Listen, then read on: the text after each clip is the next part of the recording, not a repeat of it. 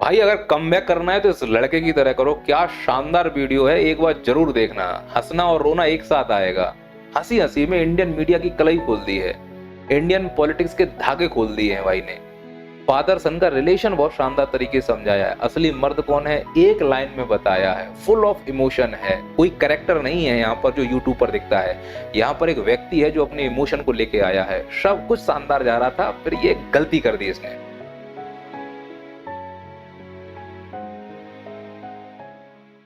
इस लड़के का नाम समय रैना है। अभी हाल ही में यूट्यूब पर इसने एक वीडियो अपलोड किया है।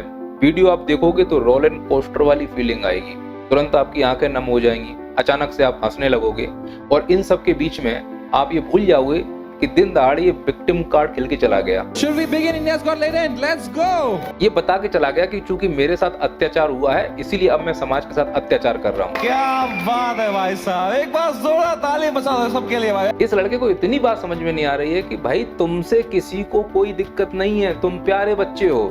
दिक्कत तुम्हारे उस घटियापन से है जिसको तुम छाती ठोक कर कहने आए हो कि हम फिर से करने वाले हैं। शो तो मैं लाऊंगा भाई।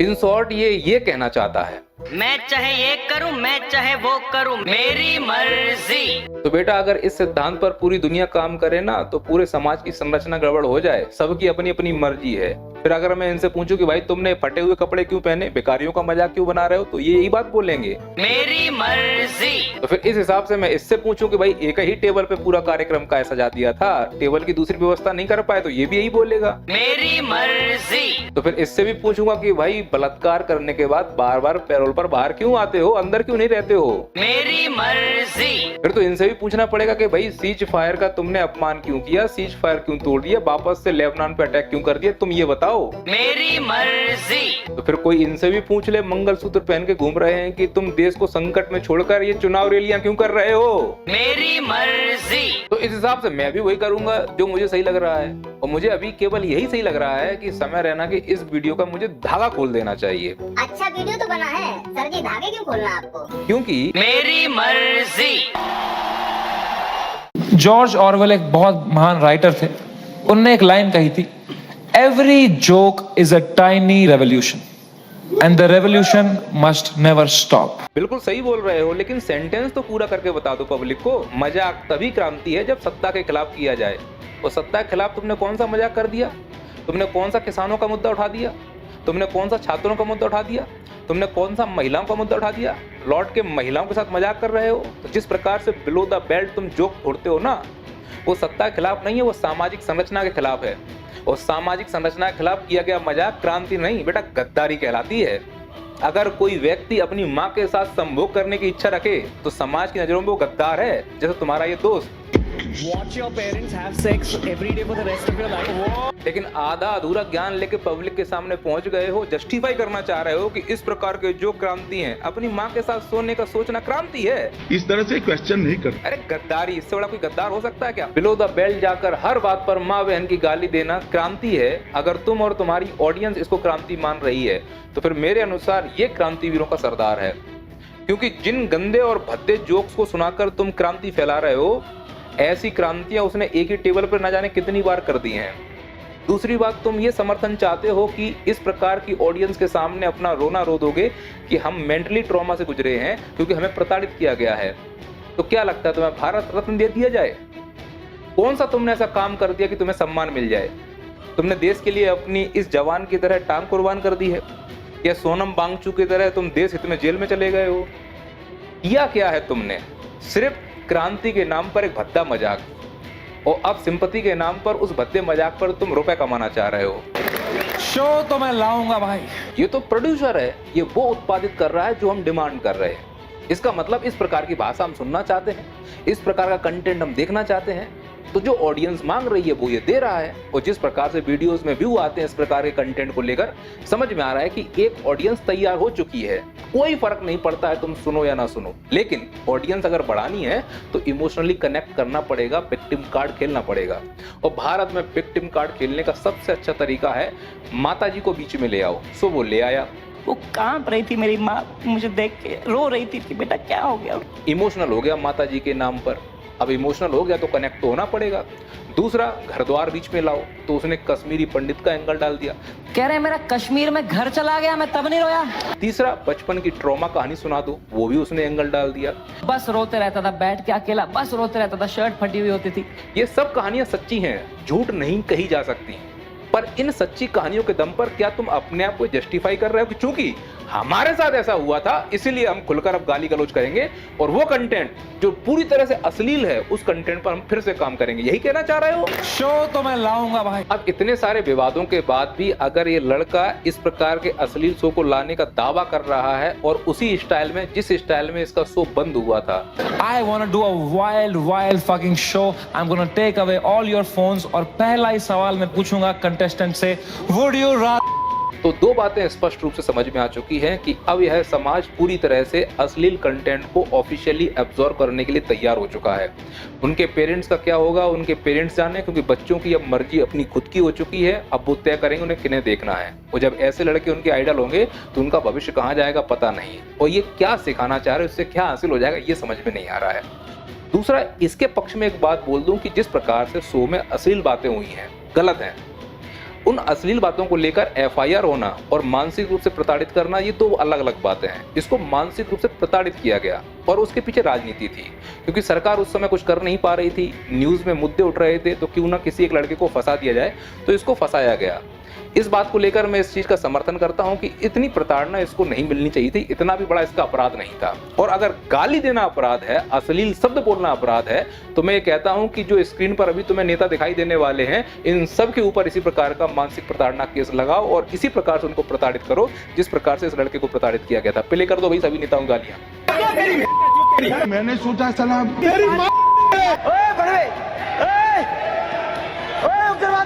क्या करते हो चूतिया? तुम्हारा दामाद है। तो अभी लास्ट में जिस गेंडे जैसी शकल को तुमने सुना ना, ये असम का मुख्यमंत्री है। इस मुख्यमंत्री ने इस लड़के के ऊपर इस बात के लिए एफआईआर कर दी थी कि अश्लील भाषा का प्रयोग कर रहा है। अश्लील भाषा, और ये मुख्यमंत्री खुद ये बात बोल रहा है। गंदू आदमी है, ये भी बोल रहा है तेरा को पेलूंगा। तो इनके खुद के कच्चे में छेद है, लेकिन इस लड़के के ऊपर उंगली उठा रहे हैं कि ये नंगा घूम रहा है। अभी लड़का तो नंगा घूमेगा ना, तुम अपने कच्चे के छेद ढक नहीं पा रहे हो, तुम खुद गालियां देके खुलेआम घूम रहे हो।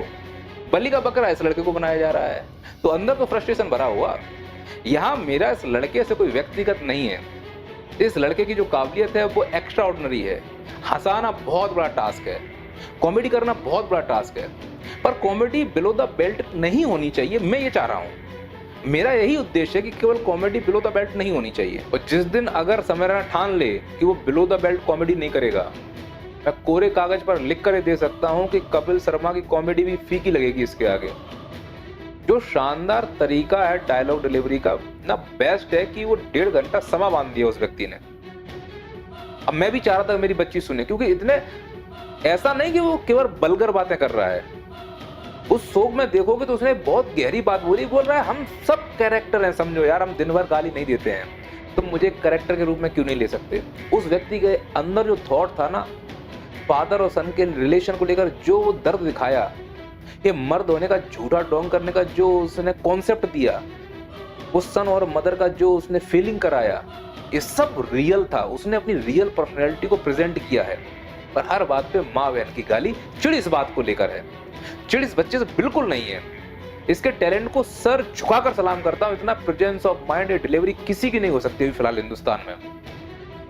अब मैं भी चाह रहा था कि इतना इमोशनल जब वो डिलीवरी कर रहा था डायलॉग्स की, इतनी गहरी गहरी बातें कर रहा था, तो मैं भी अपनी बच्ची को सुनाऊं।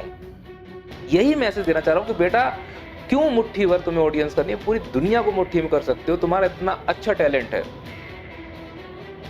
पूरे सिस्टम को एक्सपोज कर दिया समय रैना ने कॉमेडी में, इमोशन में। मतलब तुम हंस भी रहे हो रो भी रहे हो, ऐसा कॉम्बिनेशन कौन कर सकता है। पूरे सिस्टम को नीचे से लेकर ऊपर, सोसाइटी का सिस्टम उसने एक्सपोज कर दिया, पॉलिटी का सिस्टम उसने एक्सपोज कर दिया कि पॉलिटिकल पार्टियां कैसे करती। कितना स्पष्ट बोला कि अगर हम कॉमेडी करना बंद कर देंगे तो जनता सड़क पर मुद्दे की बात करेगी, अभी हम बिजी रखे हुए हैं। इतना खुलकर बोला उसने। ये तब बोला जब उसके ऊपर आई, इससे पहले नहीं बोल रहा था। इससे पहले अपनी मस्ती में मस्त था, जो हो रहा है होने दो। वो ये ना मेरी मर्जी। मीडिया को क्या लताड़ा है, जो मीडिया या हम जैसे यूट्यूबर जो उसकी आलोचना कर रहे थे, आलोचना करना तो बनता है, गलत कर रहे थे। और मीडिया को जो उसने लताड़ा है कि भाई जो तुम्हें दिखाना चाहिए तुम वो नहीं दिखा रहे, तुम भी भटका रहे हो जनता को, मैं भी भटका रहा हूं, जनता भटका कर ही ये देश चलाया जा रहा है, सरकार तो यही चाह रही है, तो तुमने मेरे ऊपर ही केस कर दिया। तो उसकी डेप्थ भी समझ में आ रही कि उसके अंदर एक गहराई है, केवल ऐसा नहीं कि हल्का व्यक्ति है वो। और वो हल्का व्यक्ति तब हो जाता है जो वो हर बात में बिलो द बेल्ट माँ बहन की गाली देना शुरू कर देते हैं। इसको कल्चर बनाना ही क्यों, मैं ये कह रहा हूँ, क्या इसके बिना तुम नहीं कर सकते हो? टैलेंट नहीं होता तो समझ में आता है गाली के बिना बात नहीं कर सकते हो। अथाह टैलेंट है तुम्हारे अंदर, तुम्हारा प्रेजेंटेशन इससे बेस्ट मुझे किसी कॉमेडियन का लगा ही नहीं, पर हर बार गाली देने से इतना असहज फील कर रहा था कि वो आधा सुनता हूं, इमोशनली कनेक्ट हुआ, गाली हुई, फिर दिमाग खराब हुआ कि भाई तुम करना क्या चाह रहे हो, नहीं है ये हमारे समाज की संरचना, इस चीज को समझो।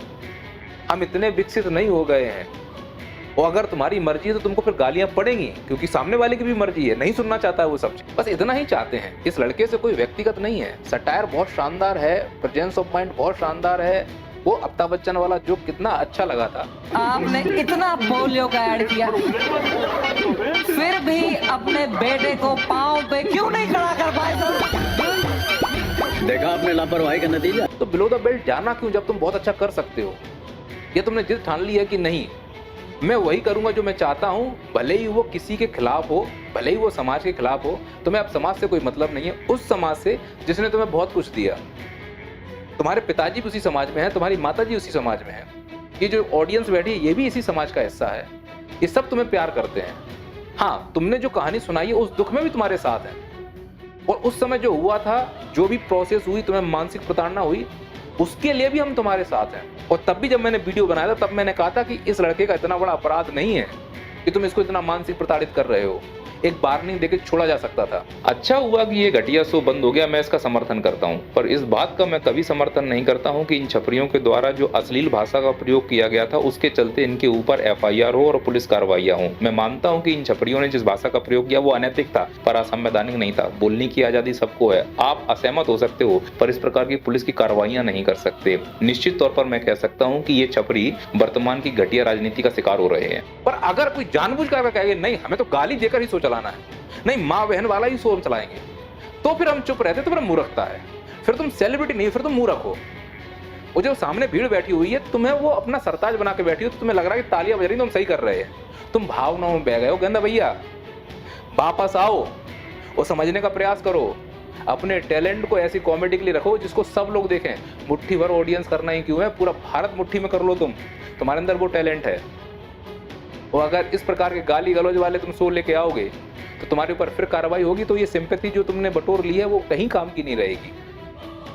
और अगर अब इस प्रकार के शो में किसी प्रकार का बैन नहीं हो रहा तो समझ गए तो भैया समाज अब इस प्रकार की गाली गलौज को स्वीकार कर चुका है, तो बीप वाला सिस्टम कर दो बंद, सबको माँ बहन मुबारक, यही हो सकता है। और क्या है फिर, क्या प्रधानमंत्री, क्या गृह मंत्री, क्या राष्ट्रपति, जिसको उठाओ गाली दो, जो होगा देखा जाएगा, क्योंकि मेरी मर्जी।